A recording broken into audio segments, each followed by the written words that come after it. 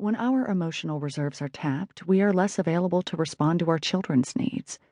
Anxiety doesn't go away on its own. And unfortunately, anxiety-producing situations are not going to disappear. It is my firm belief that our future depends on our recognizing the essential need for anxiety prevention for our youth. When one considers what we already knew about anxiety prior to 9/11, the urgency of addressing the needs of anxious kids is undeniable. Consider the facts. Anxiety disorders affect over 13% of children. They are the most prevalent psychiatric condition among children today. In fact, the typical school child during the 1980s reported more anxiety than psychiatric patients did during the 1950s. Anxiety does not go away without treatment, but in fact worsens over time and has adverse effects on cardiac, immune, and respiratory functioning. Anxiety disorders are the most prevalent psychiatric condition in adults. The majority of adults with an anxiety disorder report that their symptoms started in childhood. Anxiety disorders cost the country $42.3 billion each year in disability, hospitalizations, and medical care. Anxiety disorders are the most treatable psychiatric condition.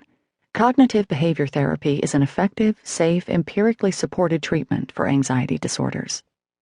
We have more reasons than we can count to take on the job of teaching our children how to manage their anxiety. To start, we need to understand the lesson ourselves. That is the purpose of this book. Parents will find here the nuts and bolts of how worry works and solutions for how to reduce it step by step. When parents learn the principles of how anxiety builds and resolves, they will feel prepared rather than overwhelmed by their child's fears and worries, and can introduce simple strategies into daily life. This practice with the small stuff helps kids be prepared to competently handle the big stressors when they come along. Taking this job seriously, however, doesn't always mean keeping a serious tone. As you will learn in this book, it means using whatever creative means you need to reach your audience.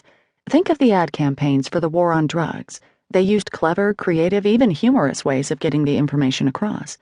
The war on worry should be no different. The most important lesson is not to take worry at face value. Worry is not the calm, still voice of reason that we could really use on our side when we're in a pinch.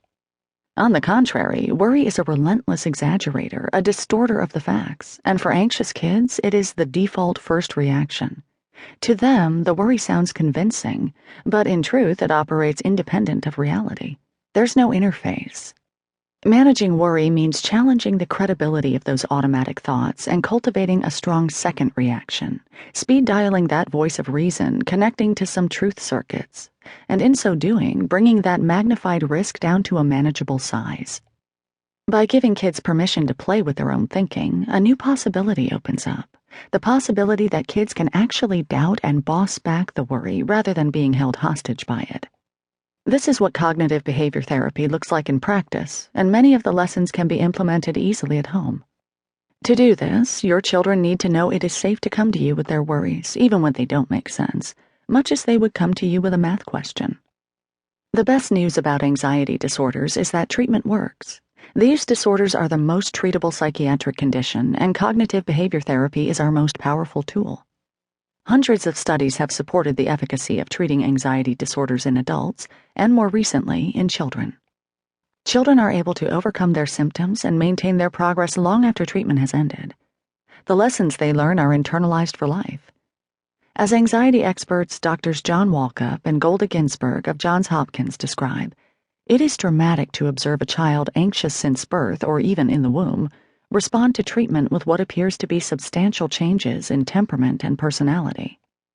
In the past, anxious children were at best ignored and at worst boxed in, allowed to remain scared or shy, or told to get over it. No doubt, our view of anxious children often came from our blinders about our own anxiety. Parents in my office often remark that they didn't know that the normal, worried way they lived their day-to-day life as kids is today considered an anxiety disorder.